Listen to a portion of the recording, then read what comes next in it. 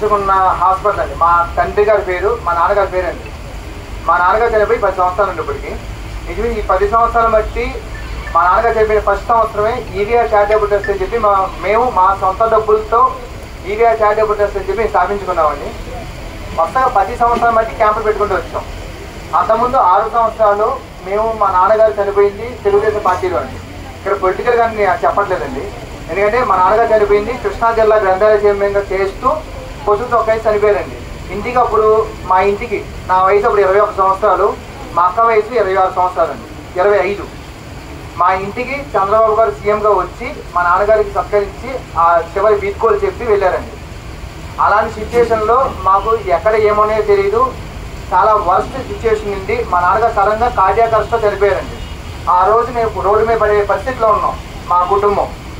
ఆ పరిస్థితి నుండి ఆ రోజు మా అక్క న్యూరో సర్జరీ ఫైనల్ ఇయర్ అండి, ఫస్ట్ ఇయర్ జాయిన్ అయింది. నేను ఎంబీబీఎస్ ఫైనల్ ఇయర్ అండి. కరెక్ట్గా 2 monthsలో నాకు ఎగ్జామ్స్.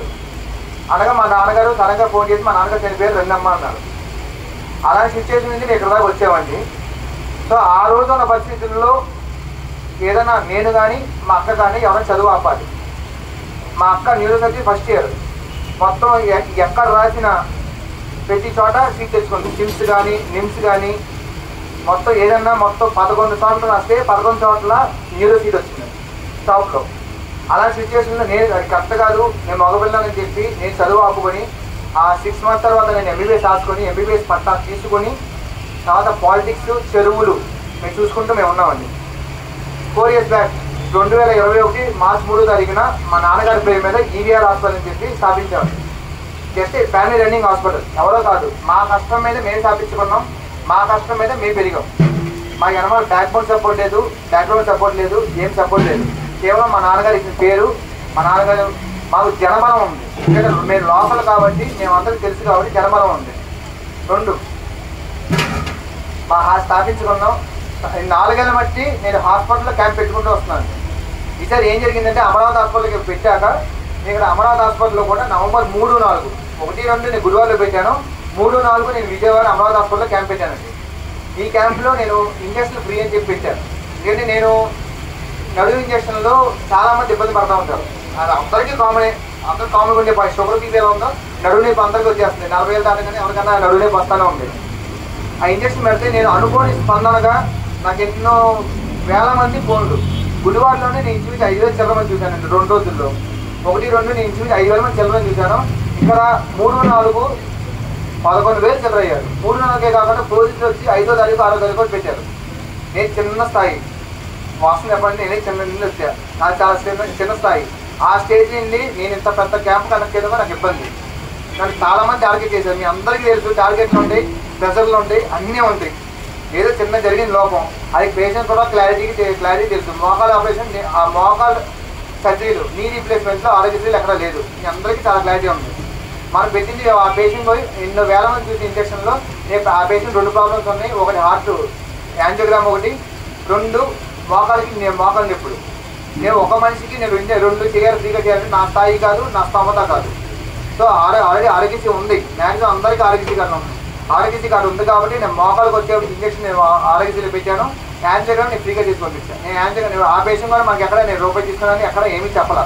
జరిగిందా ఇది క్లారిటీ లేకుండా మన అదే ఐసిగడ్డ చేయి మారే వచ్చి కలుగుతుంది చూసారా.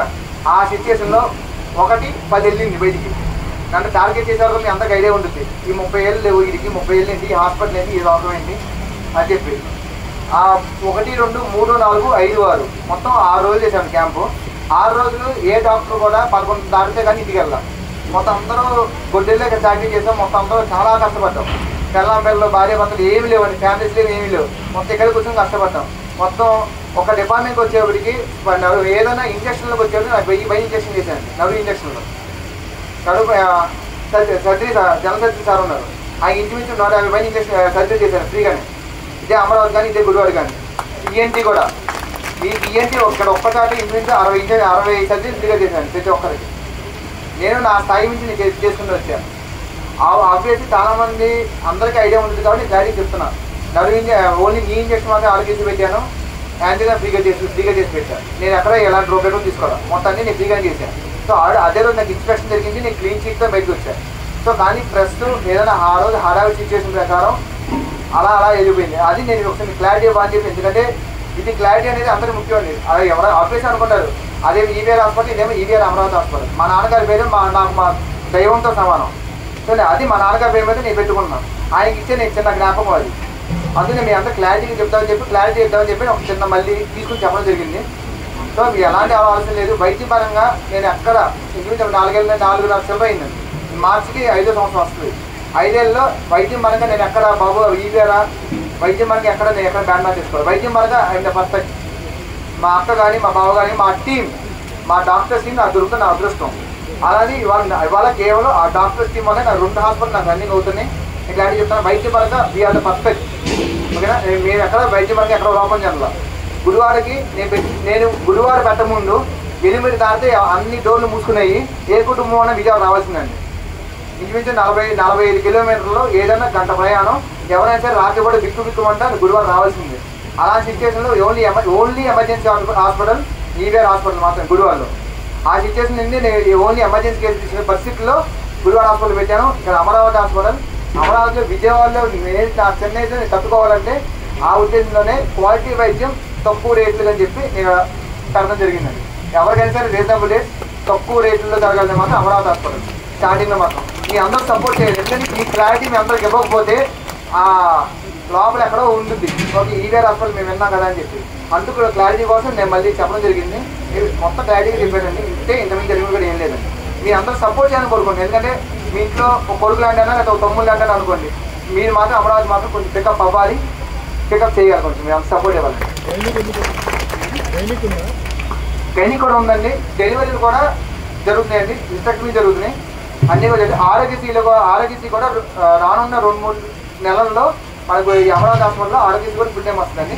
అన్ని ఆరోగ్యశ్రీ వచ్చే డెలివరీ చేస్తానండి. ఆరోగ్యశ్రీలో అన్ని సర్జరీలు మొత్తం ప్రతి సర్జరీ ఆరోగ్యశ్రీ చేస్తాను. ఆరోగ్యశ్రీ లేకుండా మాత్రం ఏ సర్జరీ చేయండి. థ్యాంక్స్ అండి.